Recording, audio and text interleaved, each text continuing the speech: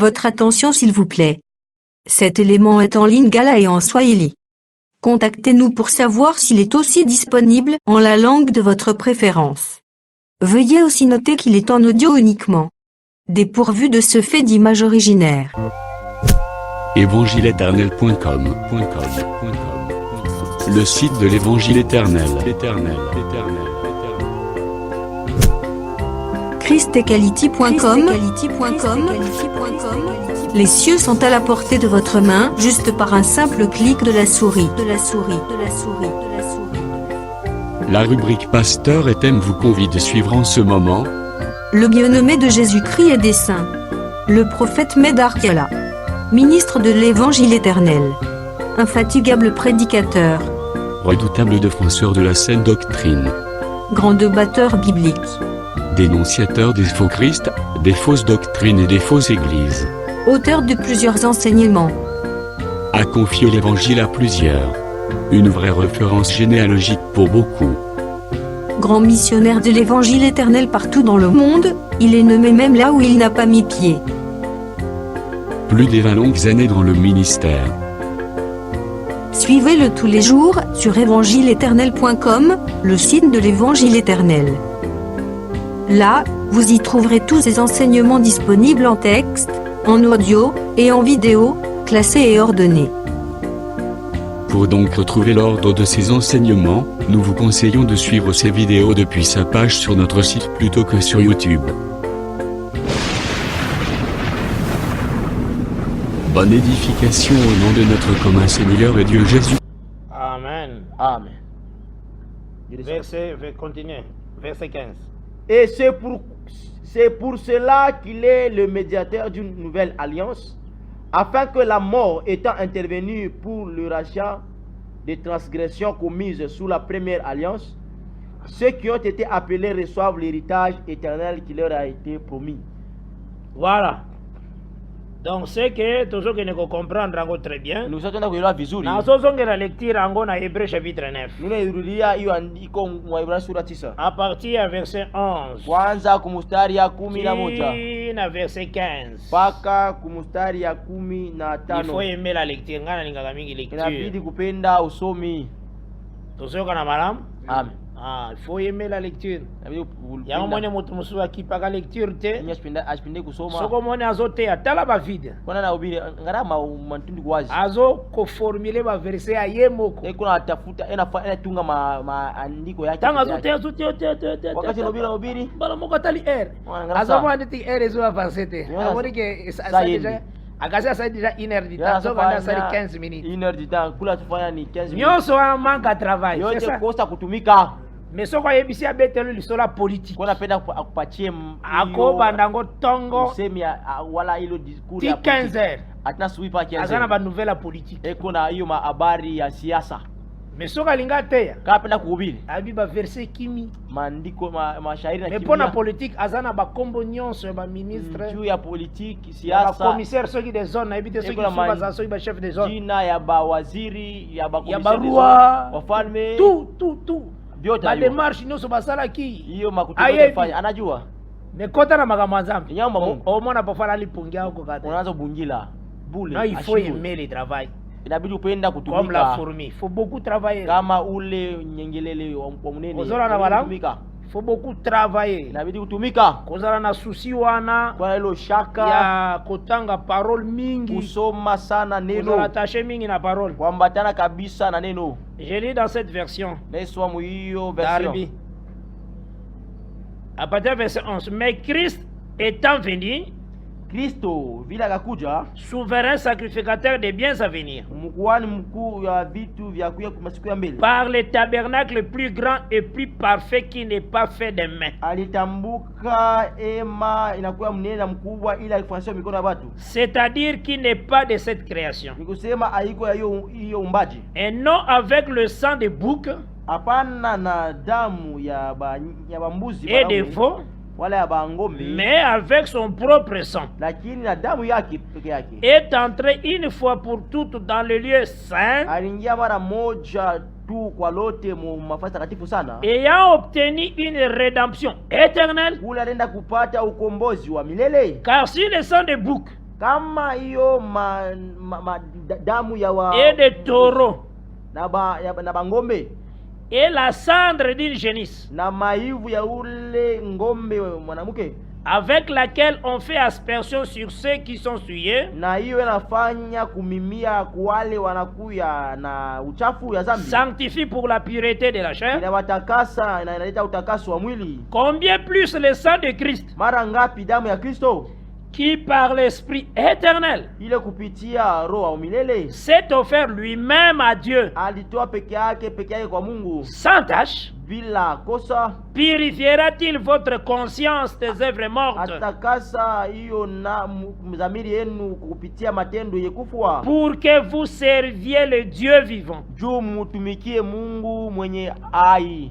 Et c'est pourquoi il est médiateur d'une nouvelle alliance, Ndio anakuya mpatanishi wa agano jipya, en sorte que juu la mort étant intervenue pour la rançon des transgressions qui étaient sous la première alliance, iye kufa kuonekana juu ya ukombozi ya mazambi ilifanyika mwi agano ya kwanza. Ceux qui sont appelés reçoivent l'héritage éternel qui a été promis. Wale walitiwa wapokee urithi wa milele hiyo adiwa. Car là où il y a un testament, juu pale panakuya hiyo testament, il est nécessaire que la mort du testataire intervienne. Inakuya ya maana kifo ya ule mwandishi ionekane. Que le Seigneur te bénisse. Amen. Donc c'est que tu dois comprendre très bien, il est entré à Paris là-bas. Na ile tunaelewa alingia na anaonekana kule dans le sanctuaire. Muema. Mais wana amemi biso penyo sotoza kuna. Na pale atuba sisi wote tunakuya kule. Je pense que tu dois saisir malama. C'est ça la première présentation des hommes dans l'année. Jo inakuya kuoneshwa kwa kwanza kwa bantu wala wanaume ndani ya mwaka. Cette présentation salemi ba prophète. Il est kuonesha fasika banabii. Na biso. Na sie. Mais en Jésus-Christ. Lakini ndani ya Yesu Kristo. C'est lui l'homme qui est présenté pour la première fois. Yeye ndio mwanaume wala mtu anoneshwa mara kwanza. C'est lui le premier né. Yeye ndio akuya mzaliwa wa kwanza. Je pense que tuzora na boy. Amen.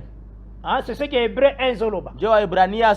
L'empreinte de Dieu. Inakuya umutu wa Mungu.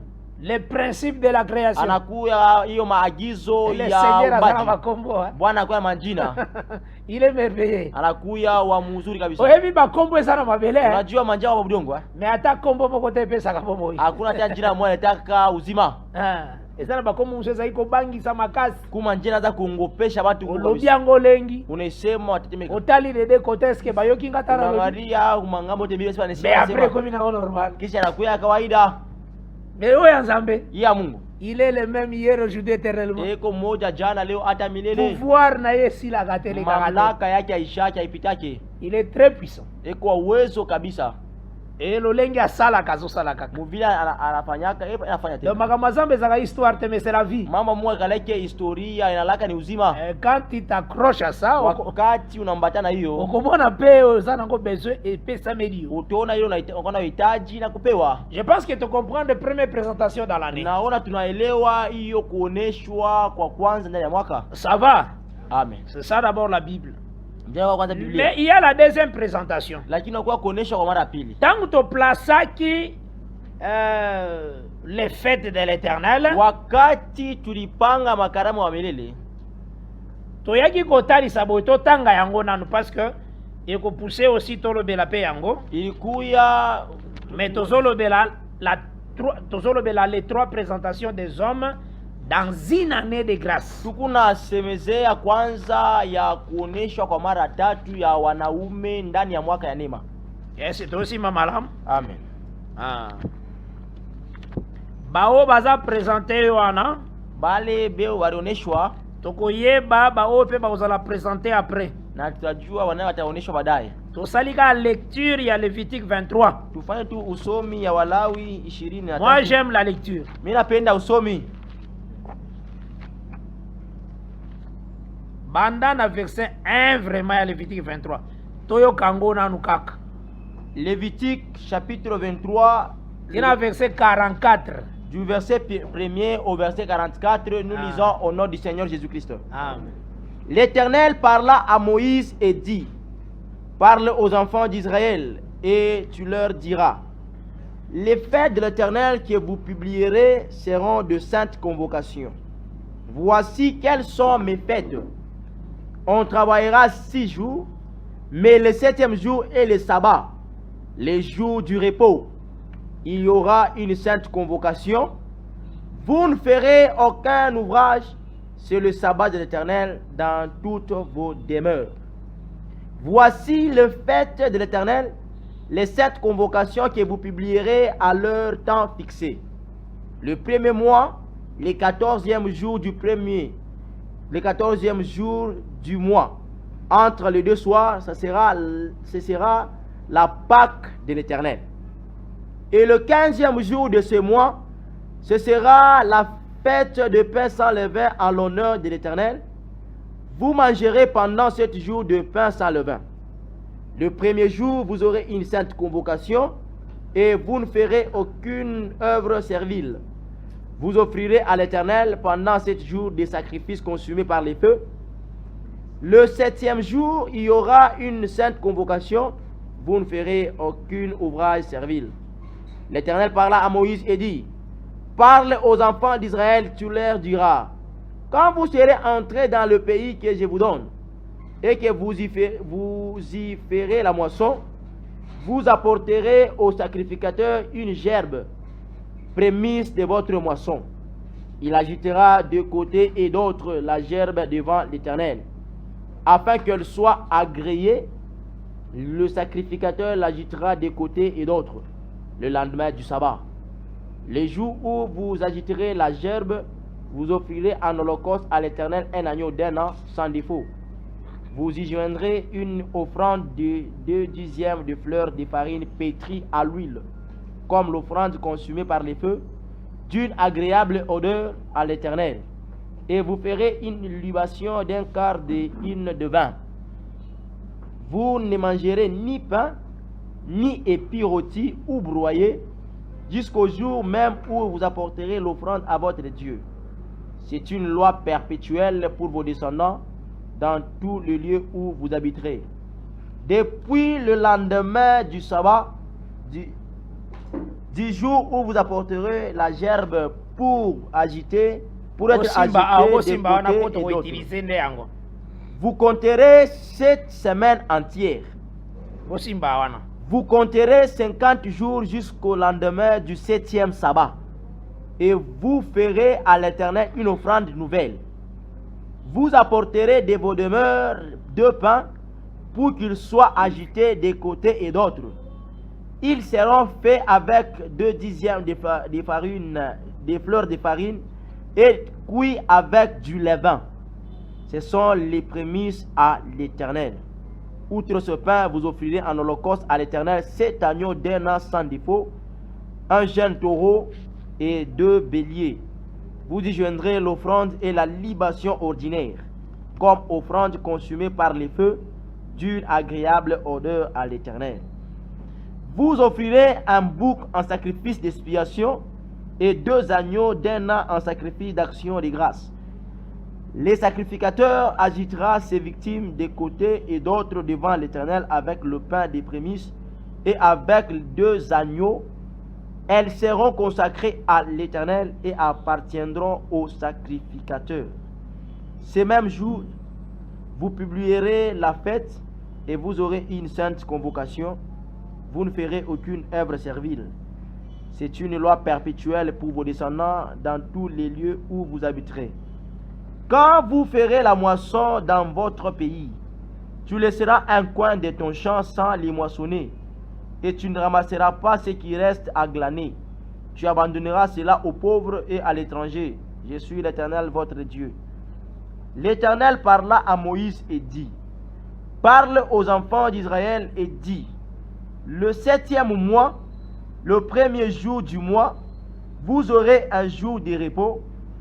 Publiez au son des trompettes une sainte convocation. Vous ne ferez aucune œuvre servile et vous offrirez à l'Éternel des sacrifices consumés par les feux. L'Éternel parla à Moïse et dit, le 10e jour de ce 7e mois, Ce sera le jour des expiations. Vous aurez une sainte convocation. Vous humilierez vos âmes et vous offrirez à l'Éternel des sacrifices consumés par les feux. Vous ne ferez aucun ouvrage ce jour-là, car c'est le jour des expiations où doit être faite pour vous l'expiation devant l'Éternel votre Dieu. Toute personne qui ne s'humiliera pas ce jour-là sera retranchée de son peuple. Toute personne qui fera ce jour-là un ouvrage quelconque, je le détruirai du milieu de son peuple. Vous ne ferez aucun ouvrage. C'est une loi perpétuelle pour vos descendants dans tous les lieux où vous habiterez. Ce sera pour vous un sabbat, un jour de repos, et vous humilierez vos âmes dès le soir du 9e jour jusqu'au soir suivant. Vous célébrerez votre sabbat. L'Éternel parla à Moïse et dit, parle aux enfants d'Israël et dit, le 15e jour de ce 7e mois, ce sera la fête des tabernacles en l'honneur de l'Éternel pendant 7 jours. Le premier jour, il y aura une sainte convocation. Vous ne ferez aucune œuvre servile. Pendant 7 jours, vous offrirez à l'Éternel des sacrifices consumés par les feux. Le 8e jour, vous aurez une sainte convocation. Et vous offrirez à l'Éternel des sacrifices consumés par les feux. Ce sera une assemblée solennelle. Vous ne ferez aucune œuvre servile. Telles sont les fêtes de l'Éternel, les saintes convocations que vous publierez, afin que l'on offre à l'Éternel des sacrifices consumés par les feux, des holocaustes, des offrandes, des victimes et des libations, chaque chose au jour fixé.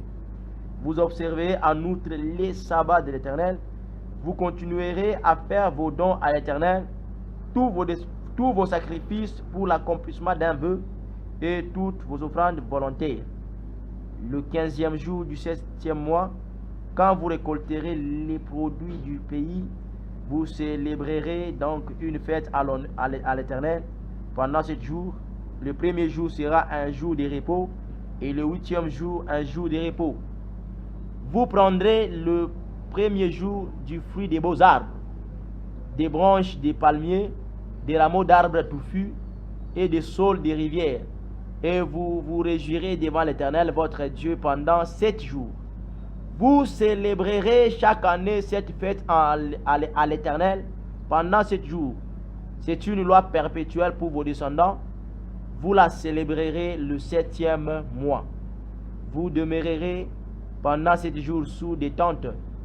Tous les indigènes en Israël demeureront sous des tentes, afin que vos descendants sachent que j'ai fait habiter sous des tentes les enfants d'Israël après les avoir fait sortir du pays d'Égypte. Je suis l'Éternel votre Dieu.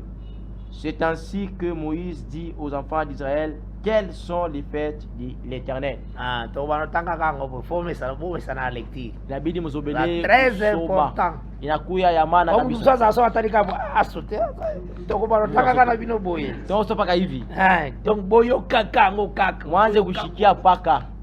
C'est très important. C'est pour la formation.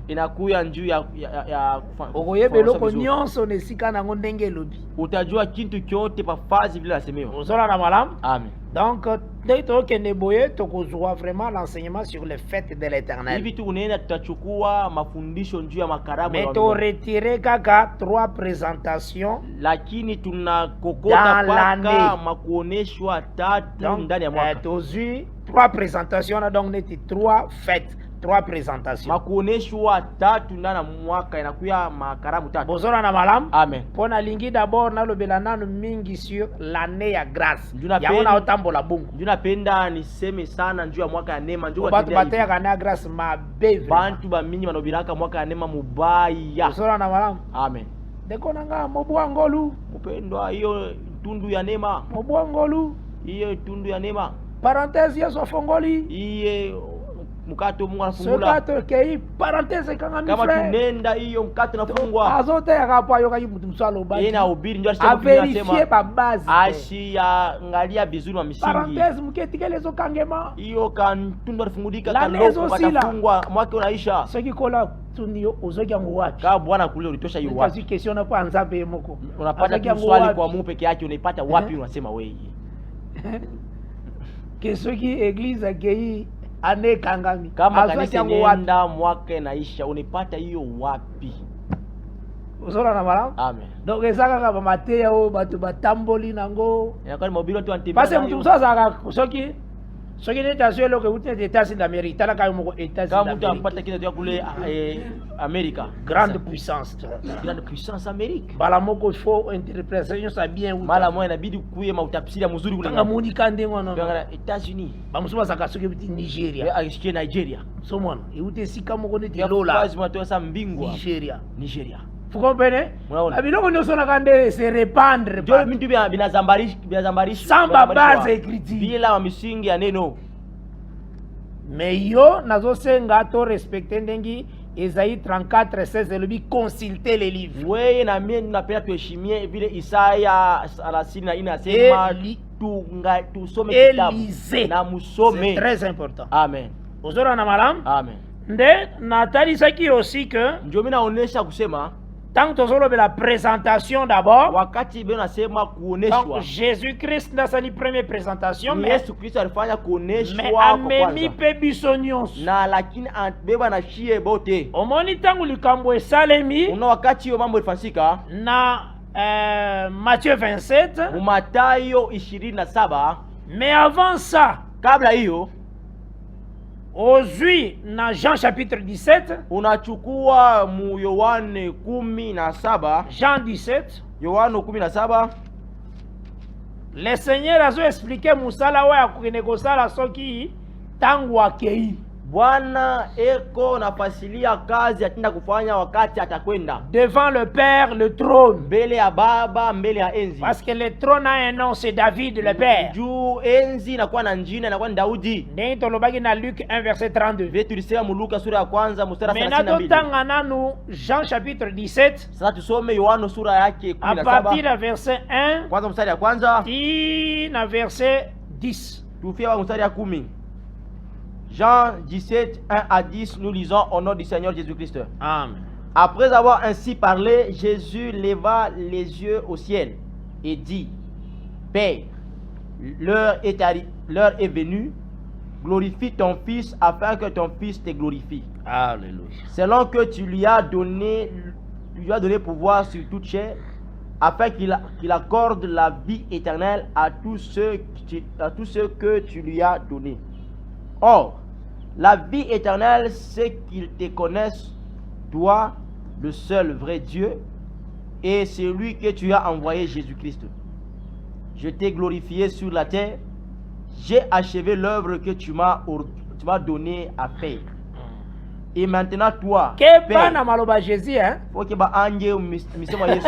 Wana nasali l'œuvre de la côté. Apa- Mais maloba wa lobi oyo. Asiyafanya na msama misemo. Maloba lobi boza neti kiasi si œuvre de la croix. Nde azola kisabiso maloba lolenge oyo akozala devant kuna. Hii misemo tuonesha bisabi anesa kusha kaza msalaba, hii misemo atafanya kule kumbingu. Est-ce que vous comprenez na zoloba? Unafuata mzuri nasema. Azoloba makambo moko. Unasema mmoja hivi. Jésus est prophète. Yesu ni nabii. Makambo azoloba wana. Mama unasema pale. Yango nde ezosalema après sa résurrection tango akei azongi au ciel. Inafanyika kisha ufufuko wake, kisha kupanda kule mbinguni. Mena masolo oyo azoloba wana. Na hiyo mambo unasema. Abetaki yango deja na sebo na Jean 17. Alikuwa kuisema mu Yohana 17. Est-ce que vous comprenez la Bible? Unaelewa Biblia? Ah, ok.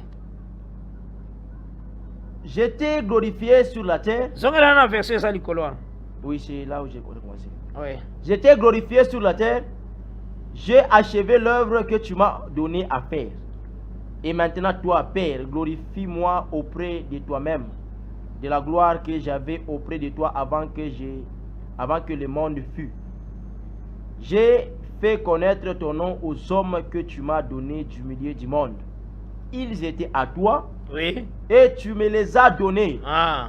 Ils ont gardé ta parole. Ah, Maintenant, ils ont connu que tout ce que tu m'as donné vient de toi. oui. Car je leur ai donné les paroles que tu m'as données.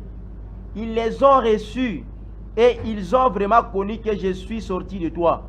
Ils ont cru que tu m'as envoyé. C'est pour eux que je prie. Je ne prie pas pour le monde, Voilà. mais Jésus pour a ceux fait que tu m'as donné parce qu'ils sont à toi. Et tout ce qui est à moi est à toi. Oui. Et ce qui est à toi est à moi. Je suis glorifié en eux. Je continue. Oui, continue. Je ne suis plus dans le monde et ils sont dans le monde. Je vais à toi. Père Saint, garde en ton nom ce que tu m'as donné, Ah, afin qu'ils soient un comme nous. oui. Lorsque j'étais avec eux dans le monde, Ah, je les ai gardés en ton nom. Bible. J'ai gardé ce que tu m'as donné et aucun d'eux ne s'est perdu, sinon les fils de perdition, Ah, afin que l'écriture fût accomplie. ah. Et maintenant je vais à toi et je dis ces choses dans le monde, afin qu'ils aient en eux ma joie parfaite. Oui. Je leur ai donné ta parole Ah, et le monde les a haïs, oui. parce qu'ils ne sont pas du monde, comme moi je ne suis pas du monde. Oui. Je ne te prie pas de les ôter du monde, Oui. mais de les préserver du mal. Oui. Ils ne sont pas du monde, comme moi je ne suis pas du monde. Ah, Sanctifie-le par ta vérité, ta parole est la vérité. oui. Comme tu m'as envoyé dans le monde, je les ai aussi envoyés dans le monde. Et je me sanctifie moi-même pour eux, afin qu'eux aussi soient sanctifiés par la vérité. Amen. Ce n'est pas pour eux seulement que je prie, mais encore pour ceux qui croiront en moi par leur parole, Oui. afin que tous soient un, comme toi, Père, que tu es à moi, et comme je suis en toi, afin qu'eux aussi soient un en nous, Oui. pour que le monde croie que tu m'as envoyé. Je leur ai donné la gloire que tu m'as donnée, Oui. afin qu'ils soient un comme nous sommes un. Oui. Moi en eux et toi en moi, afin qu'ils soient parfaitement un. Ah, Et que le monde connaisse que tu m'as envoyé et que tu les as aimés comme tu m'as aimé. oui. Père, je veux que là où je suis, ce que tu m'as donné soit aussi avec moi, Ah, afin qu'ils voient ma gloire et la gloire que tu m'as donnée parce que tu m'as aimé avant la fondation du monde. oui. Père juste, le monde ne t'a point connu, mais moi je t'ai connu. Et ceux-ci ont connu que tu m'as envoyé. Je leur ai fait connaître ton nom, et je leur ferai connaître, afin que l'amour dont tu m'as aimé soit en eux et que je sois en eux. Voilà. Oyo en réalité makambo Jésus azoloba wana. Hii mambo kwa kweli tunasema Yango nde ayekoloba à la droite du Père. Ndio Donc, inasema quand il intercède, wasema c'est Jean 17. ndio nafanya maombezi ni 1 sura 17. Dieu a tout mis par écrit. Mungu anaweka vyote Bozola na malamu hein? mu maandiko. Donc a présenté biso epai na Père. Usema anatuonesha shie kwa baba. Donc na trône. Kuenzi. Bozola na malamu. Unafuata mzuri. Esika ya zali biso pe tozali. Fazi ye eko njo kule shia tukule. Et c'est ce que Paul avait dit, que nous sommes morts ensemble, ressuscités ensemble, assis ensemble. Njo ile Paulo alisema tulikuwa pamoja, tunafufuka pamoja na tunaketi pamoja. C'est Jean 17. Inakuwa ni Yohane 17. Tozosima malamu. Tunashika vizuri. Maintenant, Sasa nazo introduire kaka deuxième présentation. Niko nafanya kiingilio ya kuoneshwa kwa pili. Afin que Njuu les jours suivants, nzamba kosunga biso tokoyeba kotambola na. Onalinga tambola nango vraiment malemba avec ba témoignage ebele. Siku ijayo tutatembea tena kama Mungu atusaidia. Napenda tutembe pole. Nazo toucher d'abord Ni unagusa kwanza le tabernacle. ema.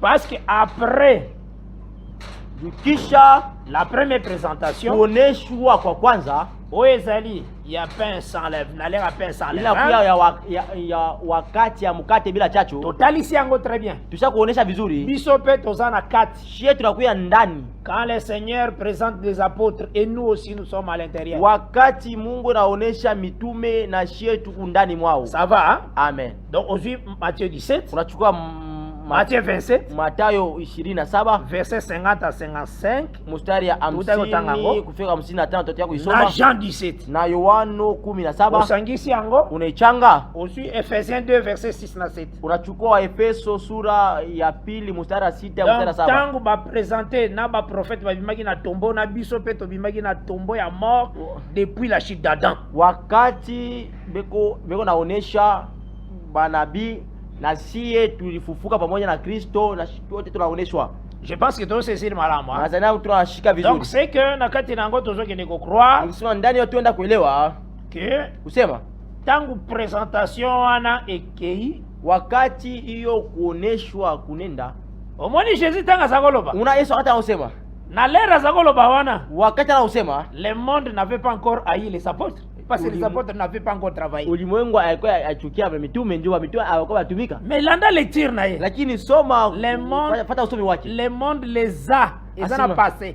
Oh, ulimwengu iliwachukia. Les a haï. Iliwachukia parce que monde pays inaki. Iliwachukia parce que ulimwengu ilinichukia. Faites attention avec Jésus. Keba ange na Yesu. Malobazolo bana Jean 17. Misemo nasema Yohano sura 17. Eza après sa résurrection tangu aza à la droite du Père. Inakuya kisha ufufuko wake wakati ya hukume ya Baba. Là je suis dans les attributs de Dieu. Pale mimi nakuya muma kazi ya Mungu. Ne pense pas que le Père est différent de Jésus. Usiwaje kusema Baba anachana na Yesu. Parce que Jésus njuu Yesu amisambela kayemo anajiombaka peke yake. Yango mukolo wana njogule ile siku Nzamba ayibisaki Moïse. Mungu anamwambia Musa, zalana nuwananga moko na osambela kombo nanga. Wewe ikala pale mimi mwenyewe nitaomba jina yangu. Donc Nzamba ayibisaki Moïse la wana na kuproclamer mono. Na Mungu anamwambia Musa ikala pale mimi nitatangaza jina lako. Moïse amona vraiment éternel azosambela éternel. Musa aliona wa milele eko naomba wa milele. Azotala Nzambe. Anaanza ngara Mungu. Éternel éternel. Wa milele. Nani azolo bonesa éternel? Nani asabila milele? Azolo belana éternel. Yasa wa milele. Éternel éternel. Wa milele. Riche en bonté. Anakuya mtajiri muwema.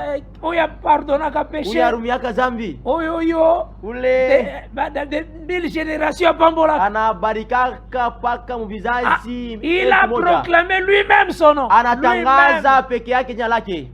Ozola na malam. Unapata mzuri. L'Éternel assemble la éternel. Wa milele umbaka wa milele. Ozola na malam. Amen. Yango moni. Jo nona. Tangu akitaki na montagne. Wakati alisichukua kule mlimani. Mongongo isako uta na montagne te. Ndiyo sauti ya kwa mlima. Mongongo isako uta na sio likolo. Sauti kutoka kule mbinguni. C'est Néhémie chapitre 9. Inakuwa ni Nehemia sura yake ya 9. Qui était descendu sur la montagne. Ulisuka juu ya mlima. Et la voix s'attendait au-dessus de ciel. Na sauti inayosikilika kule mbinguni. C'est Néhémie 9 verset 13. Inakuwa ni Nehemia.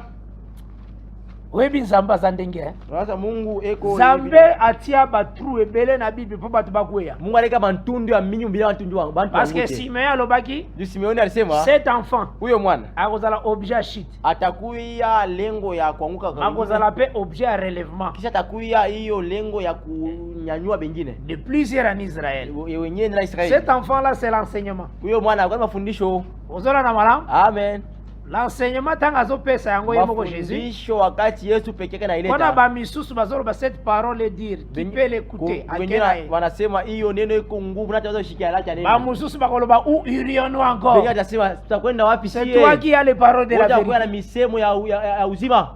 Donc ils ont repoussé ba misusu. Iko nafukusha bengine. Ba misusu bazo s'accrocher. Bengine ndio nambata nayo. Ozola na malam tanga écriture na pesi. Néhémie chapitre 9 verset 13, nous lisons au nom du Seigneur Jésus-Christ. Amen. Tu descendis sur la montagne de Sinaï, tu leur parlas du haut des cieux. Voilà. Et tu leur donnas des ordonnances justes, des lois, des vérités, des préceptes et des commandements excellents. Il descendit, alishuka, et il parla du haut des cieux. Parce que celui-ci est mon fils. Yekaka. Mon frère qui a l'année nos jours on a yekaka. Mais aucun agent 3 verset 13. Alors personne n'est monté au ciel. Si ce n'est le fils qui est descendu, masukeli wana te asiwakile pale. alobi le fils qui est dans les cieux. Asa mwana yuko ndani Donc au moment aza na se wakati yuko pale alobi chini. ye pe nde aza likolo. Asa peke yake ndio kule juu mbinguni. Si apesi déjà réponse. Tukauria jibu zamani. Na Jean 3 verset 13. Yohana sura ya 3 mstari 13. Mutu alobaka Yesu aza nzambe te akobika te. Ule mtu asemaka Yesu sina Mungu hataokolewa. Akobika te. Hataokolewa. Abika te jamais. Hataokolewa kamwe. La vie éternelle, hein? Uzima C'est qu'ils te connaissent toi le seul vrai Ni Dieu. wakutambua wewe C'est la vie éternelle. wewe Mungu mzima. Abika te. Kwa kweli.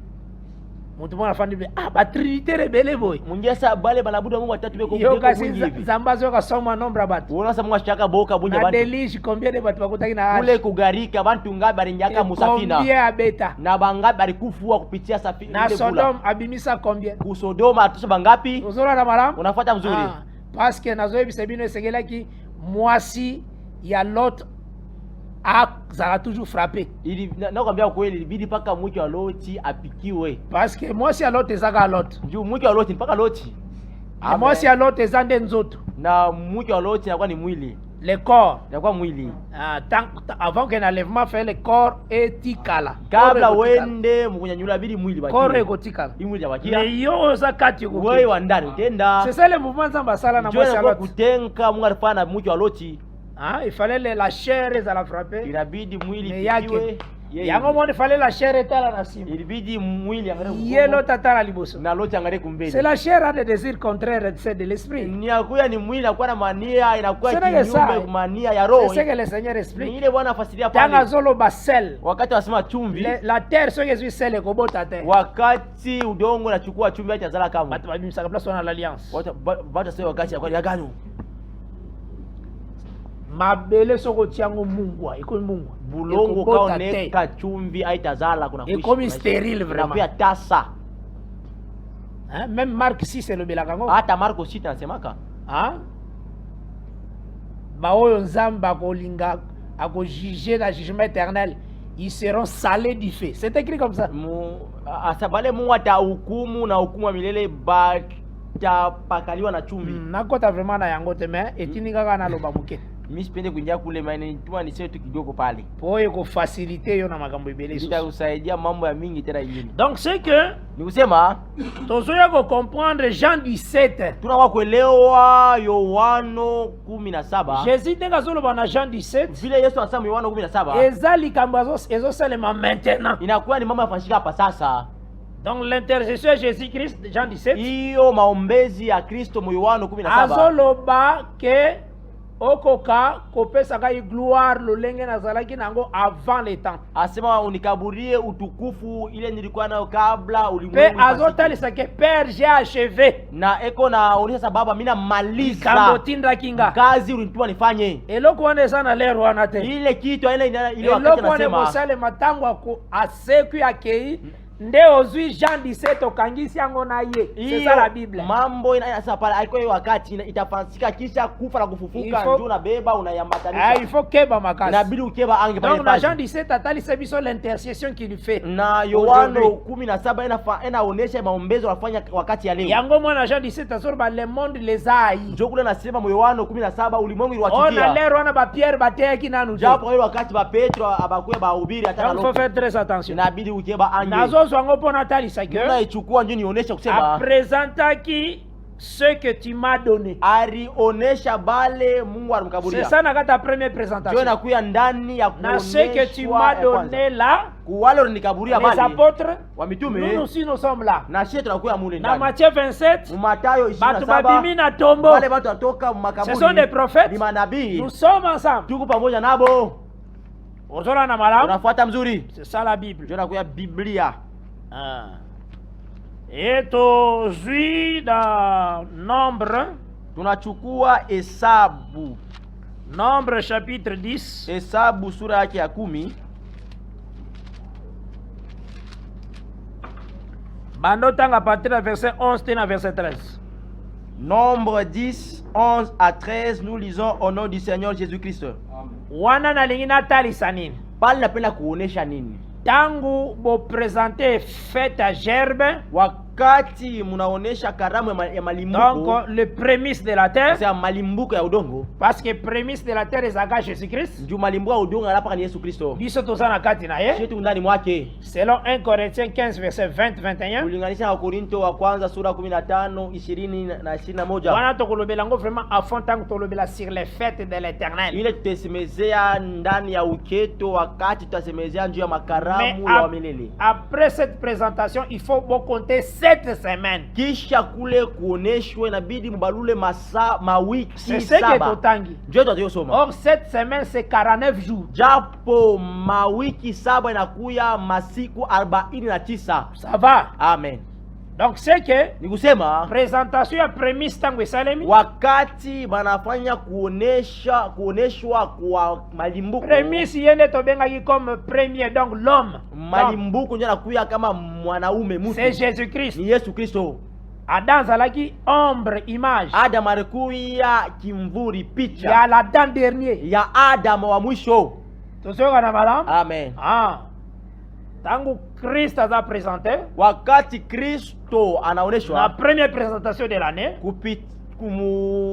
kuoneshwa kwa kwanza ndani ya mwaka, aza aussi prémisse, anakuwa kama malimbuko akati na ebiso tozali, na ndani mwaka sisi tunakuya mule. Vous compterez maintenant 7 semaines, kisha mutabalula mawiki 7. Tosoka na malam, tunasikizana mzuri. Wana nyonso pona toke na kokoma na deuxième présentation. Yote ile ndio tukafikirie mkuoneshwa kwa pili. Bosiminga malamu ha? Nishika mzuri. De yango na pesi nombre chapitre 11. Ile minaleta hesabu sura yake ya 10. Nombre 10 verset 11 à 13. Nombre 10, 11 à 13, nous lisons au nom du Seigneur Jésus-Christ. Le 20e jour du second mois de la seconde année, la nuée s'éleva dessus les tabernacles du témoignage. Et les enfants d'Israël partis du désert de Sinaï, selon l'ordre fixé pour leur marche. La nuée s'arrêta dans le désert des parents. Ils firent ce premier départ sur l'ordre de l'Éternel par Moïse. Maintenant, toujours remarqué nini? Nini?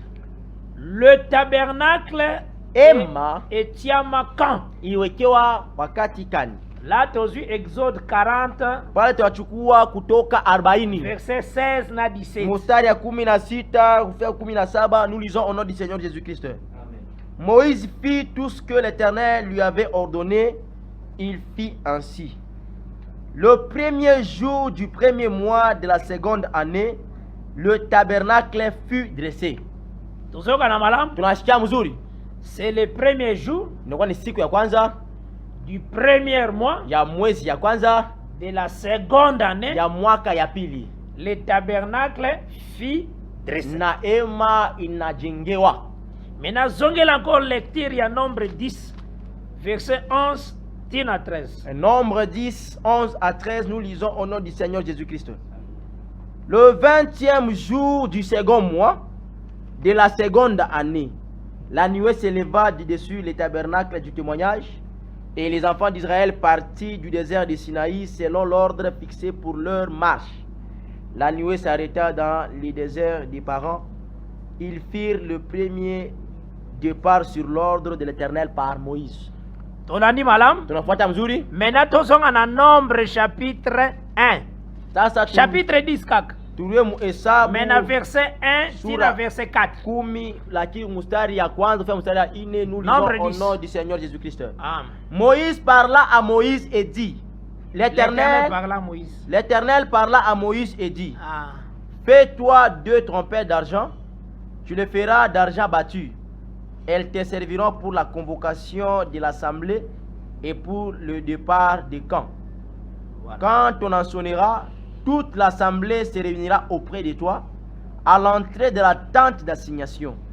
Si l'on ne sonne que d'une trompette, le prince, le chef des milliers d'Israël, se réuniront auprès de toi. Ok. Donc cela veut dire, départ à camp et avec trompette il faut. Nous sommes kutoka ndani ya kambi alaka ni wakati wanapika baragumu. Maintenant toujours remarquer nini? Na hapa tunaangalia nini?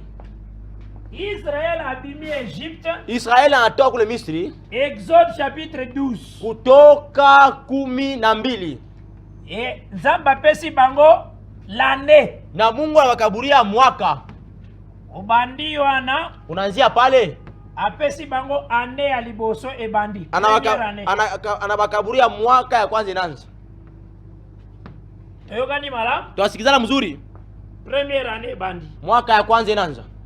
Maintenant, Sasa toye tokomi na Exode tunakuya chapitre 40. Kutoka sura yake ya 40. Verset 16 à 17. Mustari ya 16 kufika ku 17. Basali tabernacle, ba dresser tabernacle. Banajenga hiyo ema. Balobi estemi na première mois. Banasema inawekewa mwezi ya kwanza. Na première jour. Musiku ya kwanza. Ya première mois. Ya mwezi ya kwanza. Na ya seconde na deuxième année. Lakini ya mwaka ya pili.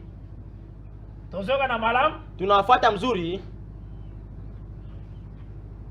Donc tabernacle tiami juste tangu première année zosila. Nusema ema iliwekewa wakati mwaka ya kwanza unaisha. Le tabernacle zali dressé. Njo kule banajenga ema. Maintenant toye tozui nombre chapitre 10. Sasa tunakuwa tunachukua hesabu sura yake ya 10. Verset 11. Mustari ya 11 kina 13. mpaka 13. Babengi yango premier départ. Banaita safari ya kwanza. Premier départ à tabernacle. Kwenda kwa kwanza wala safari ya kwanza ya ema. Tabernacle zolongwa mabele. Sema ema inatoa budongo. Pwekende. Juu iende. Première fois. Inakuya mara ya kwanza. Balobi salemaki. Bwana Seri Fansika. Na 20e jour. Inakuya siku ya 20. Ya deuxième mois. Ya mwezi ya pili. Ya deuxième année. Ya mwaka ya pili. Amen. Unani malam? Unafuata mzuri. Or l'année en réalité ezali na 12 mois. Japo mwaka kwa kweli inakuwa na miezi 12. Chaque mois eza na 30 jours. Na kila mwezi inakuwa na masiku 30. Tozoka na malamu ha? Tunafuatana mzuri. Cela veut dire inafaa kusema soki tozui un mois kama tutachukua mwezi ya kwanza eza 30 jours inakuwa na masiku 30. Bakalendrier na biso neza na ba 31 jours na ba 28 jours. Ni makalendari yetu nakuwa na masiku 31 na ma 28 na 30 jours. Lakini Biblia inakuwa na masiku Tozwa a partir ya nini? Tubebaka fasi gani? A partir ya Apocalypse 11. Kupitia Ufunuo 11. Uzora na malamu? Amen. Tanga zolo bela. Wakati unasema 1260 jours.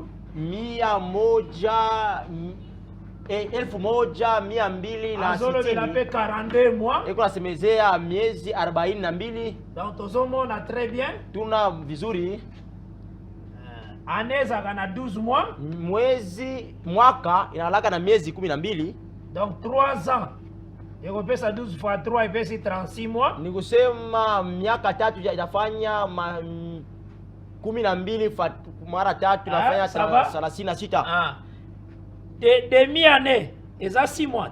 Kipande ya mwaka. Donc 36 na miezi 6 ipesi 42 mois. Ni kusema miezi 36 kuchanga na 6 inafanya soko zui mois na 30 jours. Kona chukua mwezi na masiku 30. Mois eza na 30 jours. Boyebi arithmétique. Mwezi inakuwa na masiku 30.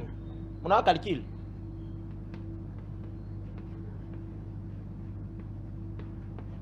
Ebesi 1260. Inafanya 1260 na masiku. Amen. Donc en réalité le Seigneur a utilisé un mois 30 jours.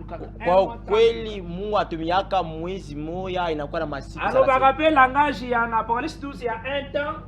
Anasemezeaka na kusema kwingine mfunuo wakati moja ya wakati. De temps on a tiré D et S. Ya wakati. Et la moitié d'un temps. Na kipande ya wakati. Itaisakape une année. Inaoneshaka 2 ans de temps. La moitié d'un temps de demi-année. Inaoneshaka inakuwa ni msemo wa Biblia. Ndio kwa miaka moja kipande. Amen. Ce sont des langages de la Bible. Inakuwa mausemi ya Biblia. Sasa narudia hapa. Premier mois. Hapa naonesha ema. Premier jour à mois. Iliwekewa ya deuxième année. Ya siku ya kwanza ya mwezi ya kwanza ya mwaka ya pili. Tabernacle longwe mabele. Na ema yatoa bulongo. Na 20e jour ya deuxième mois. Ya siku ya 20 ya mwezi ya pili. 20e jour. Inakuya siku ya 20 ya deuxième mois. Ya mwezi ya pili. Est-ce que vous avez bien? Unafuata mzuri?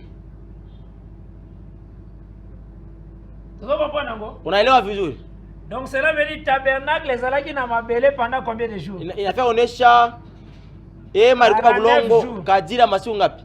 Parce que 50e ndazo longwa. Juu ni siku ya 50 ndio inatoka bulongo. Ndio inakaa bulongo kadira masiku 49.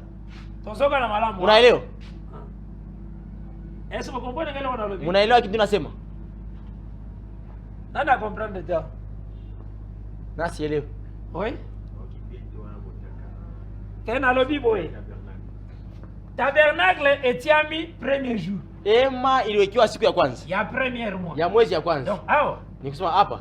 Or mois premier mois sana 30 jours. Japo mwezi ya kwanza inakuwa na soki tabernacle masiku 30. Na suka premier mois. Kama ema fia mwisho ya mwezi ya kwanza inafanya masiku 30.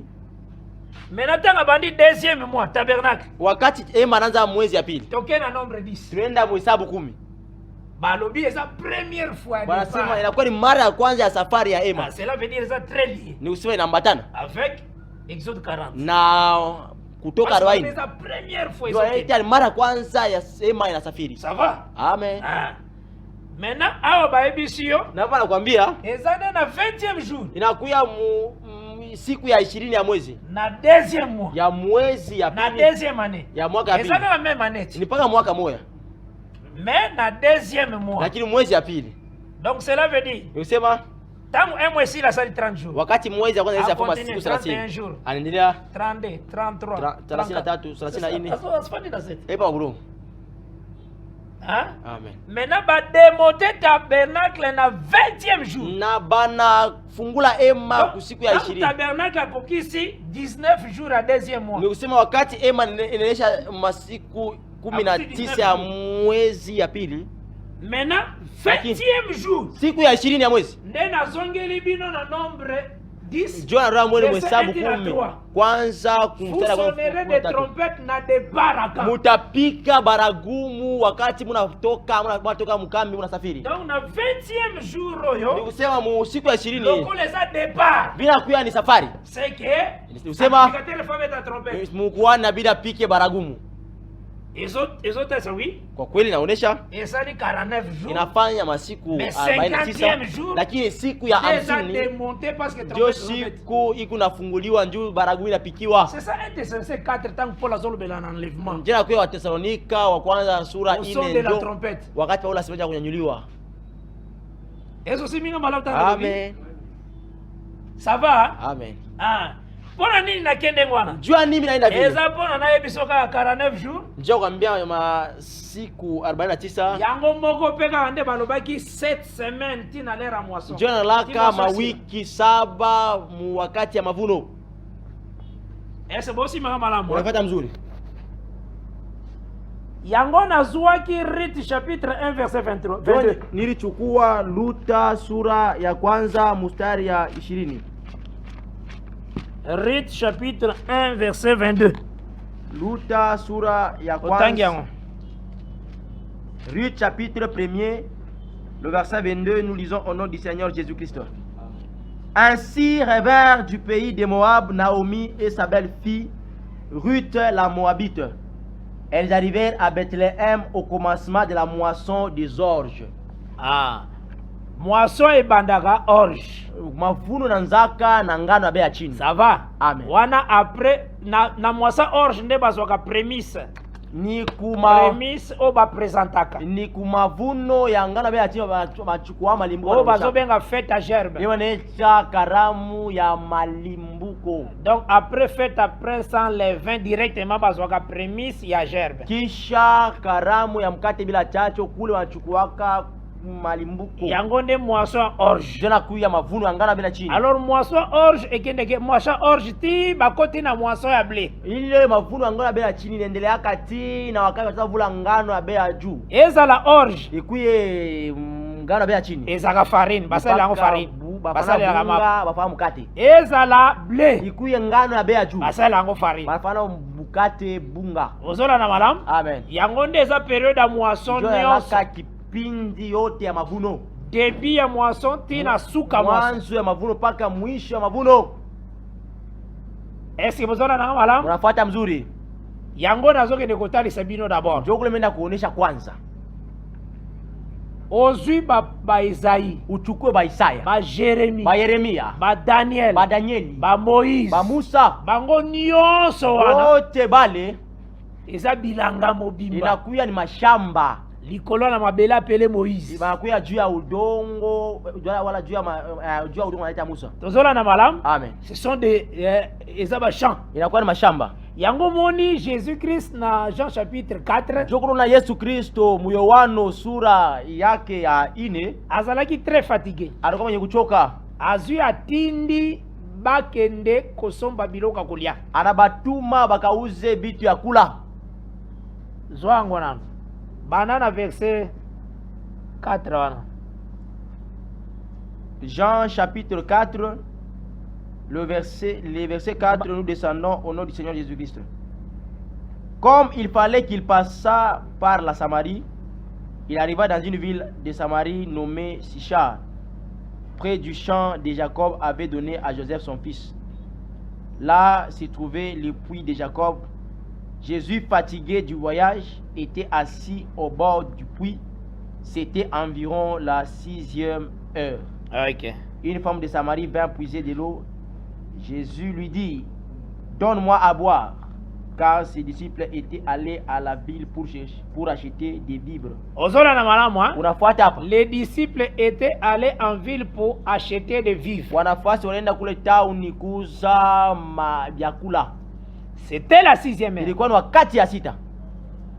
Pona nini asalaki ne wana? Dieu ani alifanya vile. Parce que tolinga okoma déjà après-midi. Ndio ilibidi tuanze wakati ya jioni. Il faut bazo babiloko, inabidi wachukue bitu bakati sanango na ngambo mususa ya Jordan. Batambuke nayo kungambo ya jioni ya siku. Bora na kaka malamu hao. Mfuate mzuri hapa. Tanga verset 20 na verset 23. Toujours Jean 4. 20 à 23, nous lisons au nom du Seigneur Jésus-Christ.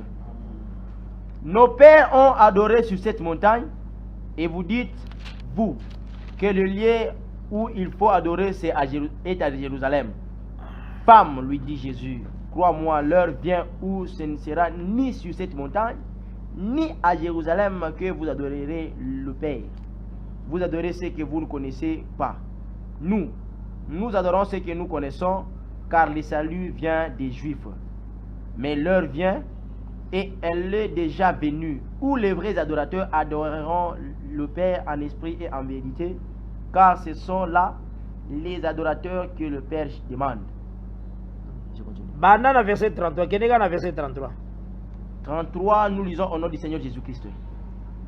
Les disciples se disaient donc les uns aux autres, quelqu'un lui aurait-il apporté à manger? Jésus leur dit, ma nourriture est de faire la volonté. Là c'est verset 33 à Jean 4, ça va? Hein? Ok, na verset 33 ti na verset 37. Continue. Verset 34, Jésus leur dit, ma nourriture est de faire la volonté de celui qui m'a envoyé et d'accomplir son œuvre. Ne dites-vous pas qu'il y a encore 4 mois jusqu'à la moisson? Voici, je vous l'ai dit, levez les yeux et regardez les champs qui déjà blanchissent pour la moisson. Celui qui moissonne reçoit un salaire et amasse des fruits pour la vie éternelle, afin que celui qui sème et celui qui moissonne se réjouissent ensemble. Car en ceci, ce qu'on dit est vrai. Autre est celui qui sème et autre est celui qui moissonne. Continue. Le verset 38. Je vous ai envoyé moissonner ce que vous n'avez pas travaillé. D'autres ont travaillé et vous êtes entrés dans leur travail. Plusieurs Samaritains. Verset 38. Maintenant remarquez. Samutazame. Atindaki ba disciple bakende ko somba biloka kola. Alituma wanafasi wakatafute vyakuria. Tangu ba disciple baye. Wakati wanafasi warudia. Ya lobisi ale deja. Ya mbasa mshakula zamani. Po bilei naye en réalité zalaki ko faire la volonté du Père. Njoo kula kwake analali kufanya mapenzi ya baba.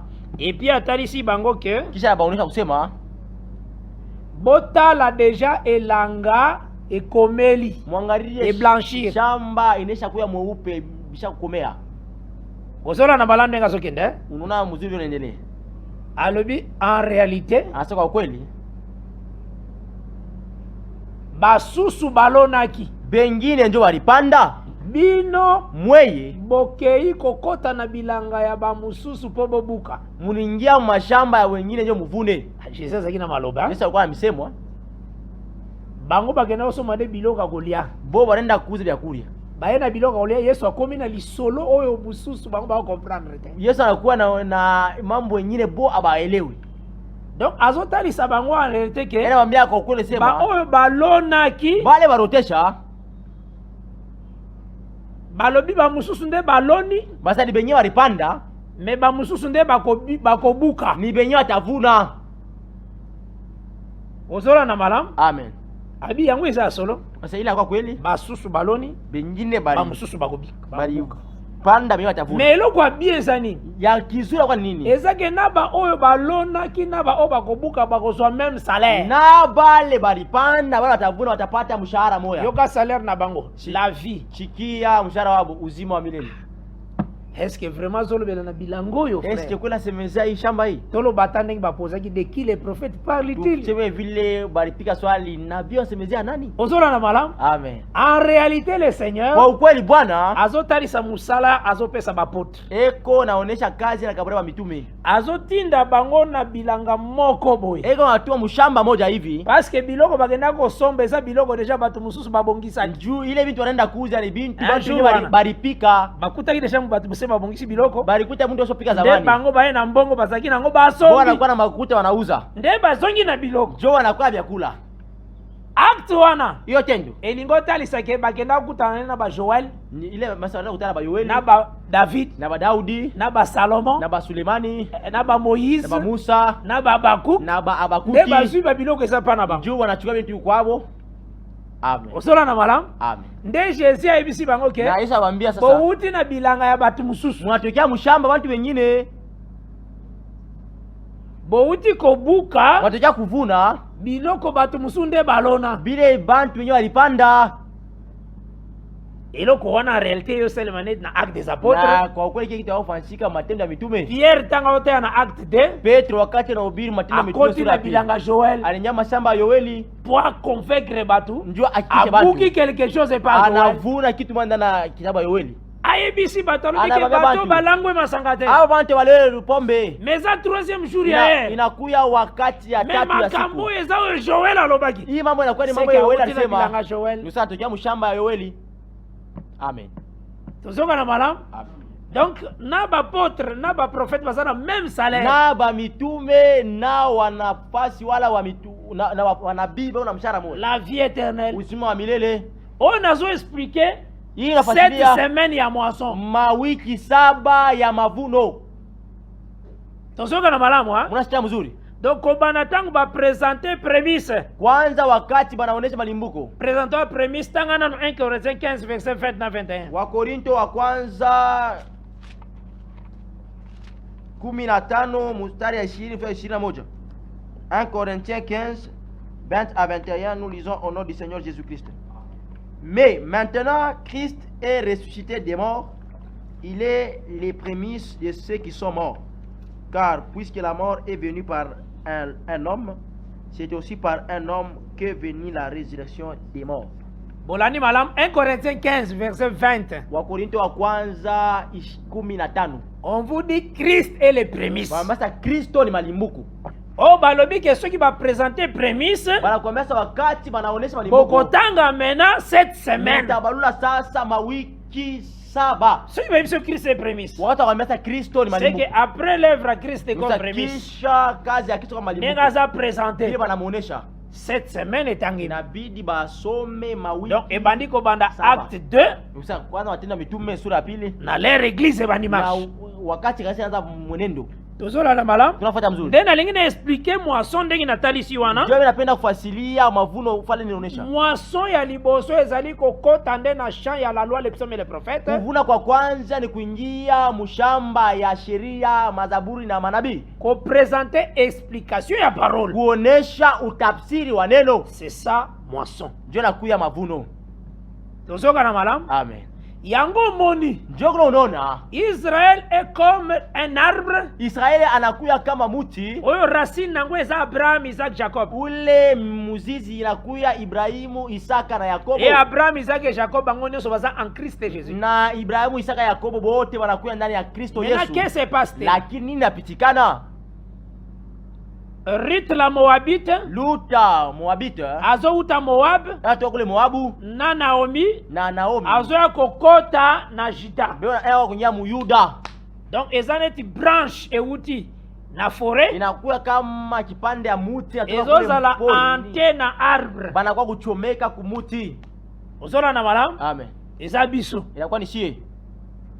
Tozoka na malam? Unafuata mzuri? Parce que Rita uti na kata Moab. Luta anatokea ndani ya Moabu. Moab uti na kata Lot. Na Moabu anatokea ndani ya Loti. Boazo abalaki Rita. Boazo wa Luta. Auti na kata David. Anatoa na Daudi. Ozola na malam? Amen. Ozui Boaz. Wachukua Boaz. Soko tamboli ti okene komona Abraham. Kama unatembea unarudia taofika unaona Ibrahimu. Tozoka na malam? Amen. Donc Abraham azaneti Boaz. Ibrahimu anakuwa kama Boaz. Rite azaneti Lot. Na Luta anakuya kama Loti. Tozoka na malam? Tunasikia. Yango moni Abraham abundela Lot. Njoo na Ibrahimu alimukombania Loti. Nde totali sakaboyi. Ndio tunaonyeshaka kusema mobali nda abundela kamwasi. Ni mume anakombaniaka mke. Tozalaka na verset oyo Lot abundela Abraham ezalaka. Lakini na andiko kule Loti alimukombania Ibrahimu. Tozalaka na verset oyo Abraham abundeli Lot. Tupo na andiko ile Ibrahimu amkombania Loti. Oyo etalisaka realite Jésus nda abundela biso. Ile inaonyesha ukweli Yesu ndio atukombania shida. Komba ugomvi Goliath alobaki. Goliath alisema eza komba ebele tene bozana kete. Ata bantu wa mingi mu pale. Mutu moko nde. Mutu moya tu. Alo mutu wana za komona nate. Ule mutu songe kuonekana. Osora na wala. Kombe za bile nazo te. Ya mutu moko. Ya mutu moya. Ngai na ngamba wa Filistin. Na mingi wa Filistin. Wana Goliath zolo bangana se présenter déjà. Goliath bimisha kuonekana. Bobi misa oya bino moko. Na mutu oshe kwenu mutu moya. Oya kobunda. Kombe za nde ya mutu moko. Ula ta kombana na mingi. Bukombe wa mutu mwana mutu moya. Osora na kombana ngeza. Unafuata vile bukombe. Yango ngala ndimisa maike bango neso bazotala Saoul. Mina sapote na bango. Parce que Saoul les passait tous en taille. Sasa Saul alikuwa mrefu wa shinja bote. Ndio ngamba na Saul ndio zaki mulai. Sasa kugamba Saul alikuwa mrefu. Kuna Goliath. Kule Goliath. Mais Saul asokoka kombate. Saul asiwezi kumbana. Saul c'est la loi. Saul alikuwa ni sheria. Usola na malam? Amen. Asokoka na bitumbate. Asiwezi kumbana bukomvi. 40 jours 40 nuits. 40 ya masiku na 40 ya usiku. Après David aye na combat. Kisha Daudi anakuja kubukomvi. Il était le 4e ce jour-là. Alikuwa wa 4 le siku. Parce que 3 fils ya famille na ye bazalaki wana na komba. Tu wana watatu wa jamaa walikuwa kuugomvi kule. Donc ba frère na ye misatu bazalaki wana. Kwa yake tatu walikuwa kule. Bazalaki ensemble avec Saoul. Walikuwa pamoja na Saul. Ye azalaki neti jour wana 4e fils d'Isai. Ye ile sio alikuwa kama mwana wa 4 wa Isai. Donc abimaki comme mutu amine po ya kopesa délivrance. Alitoka mtu wa 4 ndio alete ufungulivu. Le lever du soleil. Anakuya kama parce que na 1 Samuel 17 bazoloba il est venu le bon matin. Jumu Samuel wa kwanza 17 c'était vraiment le soleil qui se lève. Kweli ilikuwa ni jua unasimama. Unapata mzuri. Parce que ça y comme 4e fils kama mwana wa 4 ile siku. A se renseigner na ayoki la colère sainte. Anashaka sirani ya combat ezalaki ya mobali na bukombi ilikuwa ya mwanaume. Tanga combattre. Wakati anakombana a vaincre Goliath. Anamshinda Goliath. Et qu'est-ce qui se passe-t-il? Ninapitikana. Maintenant ba Israël nyoso wazi courage kokende ko toucher mo ba petit de mike. Sasa ba Israël Et on les a combattés. Combat c'est Sira qui kala. Là où on a Israël, tu vas se combattre maintenant, c'est déjà dans la victoire. Arméniens sur les Philistins comme faibles. Là, Israël, tu vas se voir. David, c'est à Longi. C'est le Seigneur qui a vaincu. C'est lui qui a combattu la mort. Parce que personne n'a pu vaincre la mort. Lui, il a vaincu ça. Amen. Et tout le monde a maintenant possédé possession. Tout le monde a possession éternelle. Oui, ça a victoire sur la mort. Yangone tout le monde a comme Nani Rite. Azolonga Moab. Azokota na héritage à Juda. Ce sont des branches qui nous ont hantés. Selon Romains 11. Ozola na malam. Amen. Ndete ozui Rite. Chapitre 2 maintenant. Sura ya pili. Totangaki déjà verset 1, chapitre 1 verset 22. Tushakusoma Tanga ngo isusu. Rite 1 verset 22. Luta sura ya kwanza mustari ya Zongela ngo. Et puis Rite 2 verset 22 à 23. Nous lisons Ruth chapitre 1er le verset 22 au nom du Seigneur Jésus-Christ. Amen. Ainsi revinrent du pays des Moab Naomi et sa belle-fille Ruth la Moabite. Elles arrivèrent à Bethléem au commencement de la moisson des orges. Ruth chapitre 2, 22 à 23, nous lisons au nom du Seigneur Jésus-Christ. Amen. Et Naomi dit à Ruth, sa belle-fille, il est bon, ma fille, que tu sortes avec ses servantes et qu'on ne te rencontre pas dans un autre champ. Elle resta donc avec les servantes de Boaz pour glaner jusqu'à la fin de la moisson des orges et de la moisson du froment. Et elle demeurait avec sa belle-mère.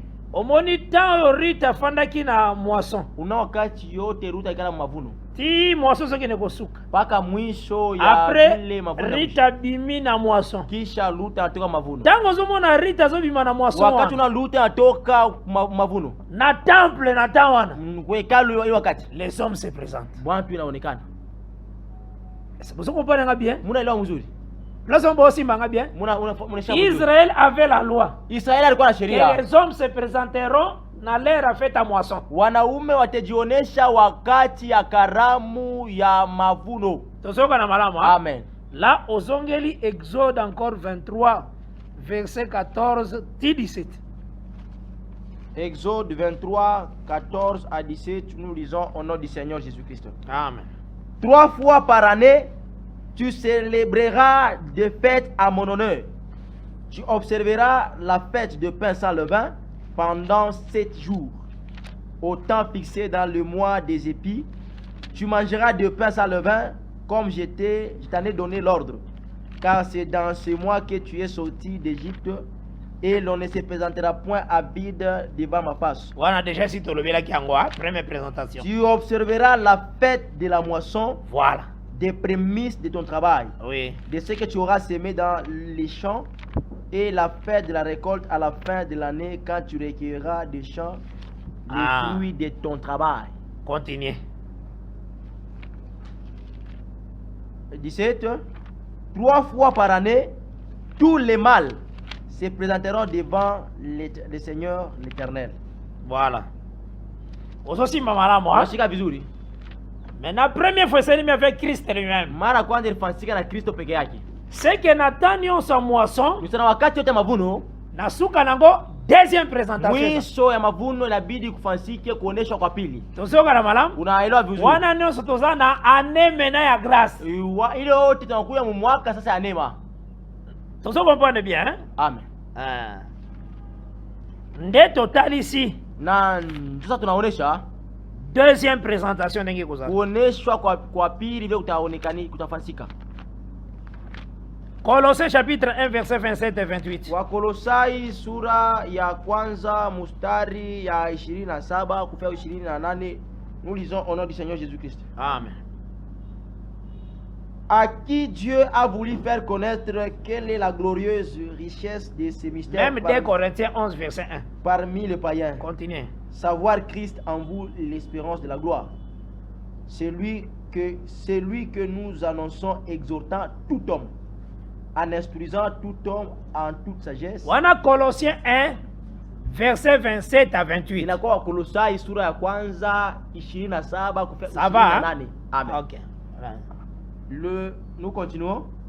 C'est lui que nous annonçons, exhortant tout homme et instruisant tout homme en toute sagesse, afin de présenter à Dieu tout homme devenu parfait en Christ. Omoni présentation. Ça Ça va, hein? Amen. Dans le ministère tant que c'est la musala, Musa udumu wakati unafanya kazi et qu'on présenter l'homme parfait. itaonesha mtu wala mtu wenye kukamilika. Et l'homme parfait tout le monde en Ephésiens 4. Na mtu wenye kukamilika tunamwona mu Efeso sura ya 4. Tanga verset 11 tina verset 13. Ephésiens 4, 11 à 13, nous lisons au nom du Seigneur Jésus-Christ. Amen. Et il a donné les uns comme apôtres, les autres comme prophètes, les autres comme évangélistes, les autres comme pasteurs et docteurs, pour le perfectionnement des saints, Oui. en vue de l'œuvre du ministère et de l'édification du corps de Christ, jusqu'à ce que nous soyons tous parvenus à l'unité de la foi et de la connaissance du Fils de Dieu, à l'état d'homme fait, Voilà, c'est ça. à la mesure de la stature parfaite de Christ. Ozomona. Amen. Maintenant, le ministère des Osala Musala, Tanga 2 Corinthiens 11. Ni huduma inafanya hii kazi. Wakorinto wa pili 11. 2 Corinthiens 11. 2 Corinthiens 11. Verset 1. Le verset premier, nous lisons au nom du Seigneur Jésus-Christ. Amen. Oh, si vous pouviez supporter de ma part un peu de folie, mais vous me supportez. Car je suis jaloux de vous d'une jalousie de Dieu, parce que je vous ai fiancé à un seul époux, pour vous présenter à Christ comme une vierge pure. Ah. Oyo bakanisa ke mutu moko ndako présenter te. C'est le ministère ndezo présenter, ministère de la parole. Ni huduma ya neno itaonesha. Et c'est aussi ma madame, Mnashika vizuri. le ministère de la parole. Huduma ya neno. Parce que Hébreu chapitre 13 elobi Waebrania sura 13 nasema que kusema obéissez à vos conducteurs, mutii kwa viongozi wenu. parce qu'ils rendront compte de vos âmes devant le Seigneur. Juu Ça va? watapeleka hesabu ya manafsi Zande yenu kwa bango. Bwana. Ni bo. Donc c'est le ministère. Ni huduma. Ça va? Oui. C'est la seconde présentation. So Donc mukuonesha kwa deuxième, pili et ça juste na fête à moisson. inakuya kukaramu ya mavuno. Donc wana nde tozomona l'enlèvement. Pale tunaona ni kunyanyuliwa. Tozosima malamu hein? Amen. Donc ce qui deuxième présentation oyo esalemi. Wakati kunyanyuliwa kwa pili kunafanyika, Oyo eza directement lié na 50e Pentecôte. ile inaambatana mara moja na siku ya 50 Parce que Pentecosta. notre départ ezalaka aussi Juu Pentecôte. kwenda kwetu alana Pentecosta. Et notre entrée aussi dans le Saint-Esprit s'appelle Pentecôte. Na kuingia kwetu na Roho Mtakatifu alana Pentecosta. Donc tangu Eli na Élisée atamboli na Élisée, Wakati Elia anatembea pamoja na Elisha, aleki Gilgal, auti katika Gilgal, Gilgali, Bethel, Beteli Jericho, na Yeriko, tanga komi na mai na Jourdain, wakati afika mu Yordani kule, amona 50 fils. anakutana wana 50. Kolongola 0 te okoma na 5. Usitoshe sifuru wakie na 5. Nayebaka te 0 esali bino nini? Najua ki Parce que ile c'est comme- sifuru C'est comme si c'était un procès très grave. yakasa ni hiyo kusamba 0 esali bino nini? hiyo sifuru On dirait bozana problème na 0. wala mambo na sifuru. Tika 0 esikaza. Acha sifuru pale iko. Bona mutu akanisa yake. Juda wajao Donc kusema ikanisi na ye 10. Donc tanga hote ya 10. wakati anahubiri 10, Aibika 10 ekomoma kaka 1 à 0. C'est ça yeye ndenga. anaanza 10 ajapaka Basorta ba revelation. mfano wa ufunuo. 10 ekomoma kaka 1 à 0. 10 ajapaka moja na sifuru hata Hein? Donc soki mutu akomi yango boye neti X. kama utawandia kama Eza 10 te. mushifre Mais na lukolongola 0. mushifre romain tout ça 0 pale. okolongola tige moko unatoa hiyo après aussi tige mususu otelemisi ekomi un hii tige nyingine alishamisha na kwa moja. Tala siko sorta kote Sangara mfano mahubiri takuti 500 longo ni déjà zero. Mtu akuta 500 il faut kusaka na conscience koyeba ke bila na dhamiri uyue kusema musala liteya ekosukela na ngai te ekosukela na yo te. Mukazi ya kuhubiri haitesha na wewe haitesha na mie. Eza na batu mususu pe bakoya koteya. Kwa ndio ataka kuhubiri. Tikela bango pe bakoya koteya. Ubachie bataka kuhubiri. Mutu azopesa nourriture c'est Dieu. Ula alita chakula ni Mungu. Omoni Abraham akenda kobunda avec 318 personnes. Unaona lo Ibrahim anaenda kukombana na bantu 300. Obane kotia soki na tie plus. Senjeke plus 3 plus 1. 3 kuchanga na moja 4. Maintenant tu sous plus sawa 4 plus 8. Anafanya 4 plus 8 ça fait 12. 12. Bala mangalibi 12 fondement. Sasa inakuya msingi enseignement. Yango ndeke na kobunda. Njenda kukombana. Sasa être na aventure. Ina kweli wa michezo. Pour ni tant comme na 12 otie sous plus t que 1 plus 2. Njoo alipo faire 12 au que 1 plus 2. Parce que folie na yo ça que soko moni des chiffres. Jubazimu yako.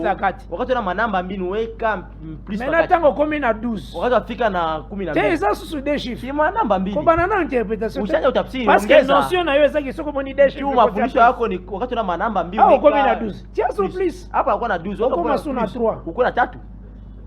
Tala sorta banga. Sangaria mfano mahubiri. Amoni 50 kwa 0. Ana 50 atosha 0 anabakia na 5. Ngana benga bango ba courage. Ndio watu wakibia kiasi. Wazo mwana eti makamwa nzambe kusukila ndena ye. Yeye sasa Mungu tesha naye.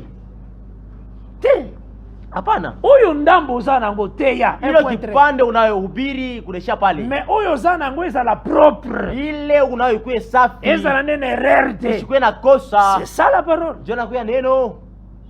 Mais mwini batu mususu basakara na vie batu tana uzima aoka saketanga zo fonde matea wana do wakati na tuma batu bao sepera ne nzambe pa ao sepera batu na shafura batu na Mungu ashafura. Non, hapana.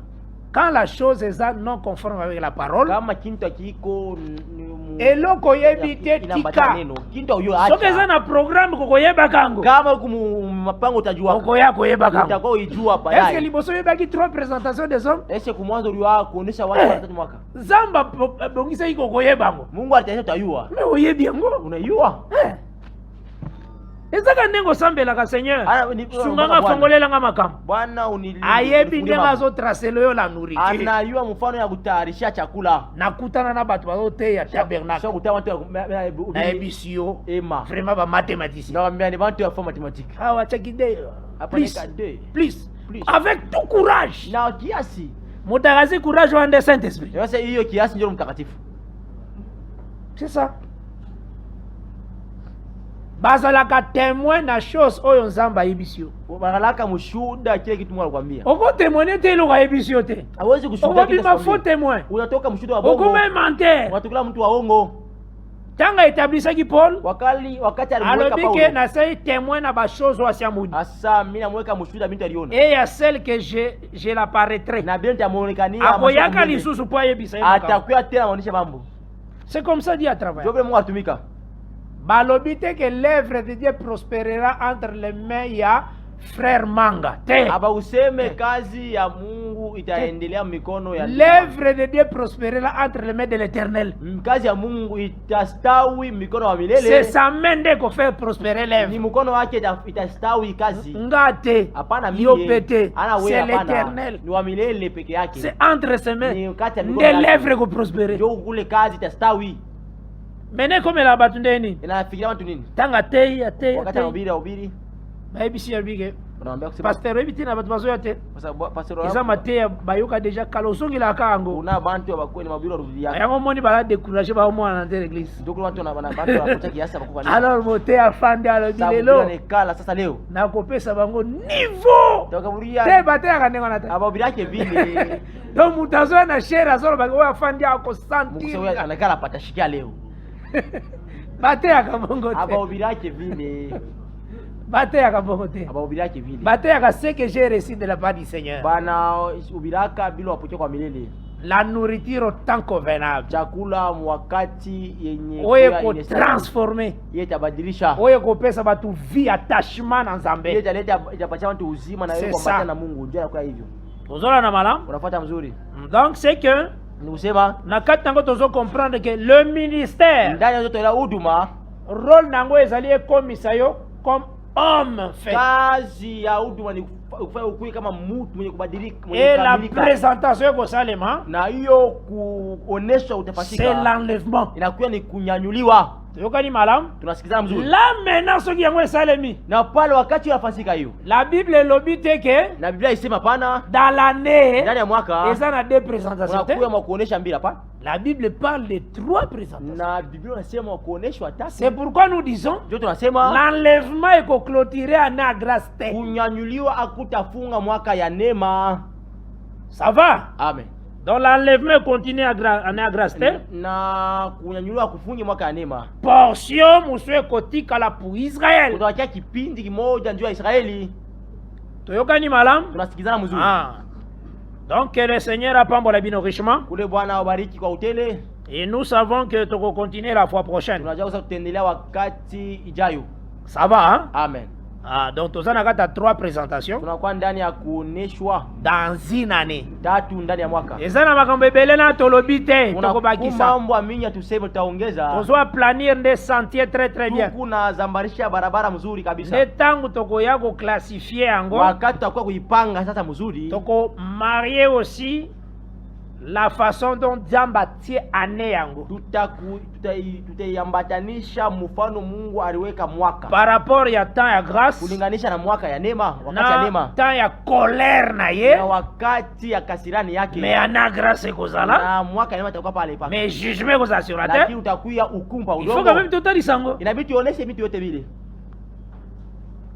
Parce que Dieu a jugé l'Égypte. Juu Mungu alihukumu Misri par Moïse, kupitia Musa, mais Israël avait la grâce. Na Israël alikuwa na neema.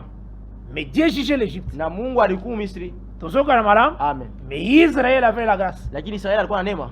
Dieu ramène que ce qui est passé. Na Mungu arudisha ile nisha kupita. Donc tokoyeba koteli sango parce que Dieu ramène que ce qui est passé. Tutawa kuionesha ndio Mungu anarudisha. Quand kotinda badezwe wakati ekozala le jour de l'Éternel. Itakuwa siku ya milele. Mais l'année à grâce se continue pour Israël. Mwaka ya neema endelea ndio Israeli. Ça va? Amen. Toko klasango très bien par la grâce de Dieu. Panga vizuri kupitia neema ya Mungu. Et je sais que c'est une grande bénédiction. Najua kusema na kwa ni baraka kubwa. Mais il faut y baboy. Lakini inabidi ujue hivi. Tanga sur Luc 4. Tusome Luka 4. Poto clôturer na yango. Juu tumalizie pale Luc 4. Nalingaka kutanga. Jumsu to yao to bandika kutanga Exode 1 tina Exode 40. Juu to wao jamaa sura 40. Sana lecti. Après to bandilité ya. Kisha tunaanza mahubiri sasa. Ça va, hein? Amen. Vi wana okomona ka yo moko ke tango bana kolobaka iyo propriété na kolobeko. Iyo maisha wakati unaanza soma utaosoma bana ko formuler ba verset au tena utunga moko bana ko sentir ngo ya moko zo raisonner na kati no sans effort. Lakini unaoshikia pika kelele ndani mwako bila kufanya nguvu. C'est ce que je veux pour vous. Ndio napenda juu yenu. Osora na malam? Amen. C'est vraiment la grande école. Inakuya masomo nini?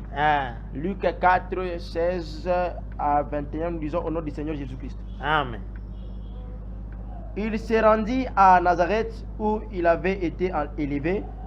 Et selon sa coutume, il entra dans la synagogue les jours du sabbat. Il s'éleva pour faire la lecture. Voilà. Et on lui remit les livres du prophète Isaïe. L'ayant déroulé, il trouva l'endroit où il était écrit. L'Esprit du Seigneur est sur moi. Oui. Parce qu'il m'a oint pour annoncer une bonne nouvelle aux pauvres. Il m'a envoyé pour guérir ceux qui ont le cœur brisé. Oui. Pour proclamer aux captifs la délivrance et aux aveugles le recouvrement de la vue. Ça va. Pour envoyer libres les opprimés. Pour publier une année de grâce du Seigneur. Okay. Ensuite, il roula les livres. Il remit aux serviteurs. Il s'assit. Tous ceux qui se trouvaient dans la synagogue avaient le regard fixé sur lui. Sasa wanamwangalia shina kusimama kwa kuikala. Pale alikuwa kuikala. Alors il commença à leur dire. Azana repos. Eko ndani mapumziko. Tanga azana repos. Wakati na mapumzika, alors a dit. Akaanza sasa kuwaelezea. Aujourd'hui, cette parole de l'écriture que vous venez d'entendre est accomplie.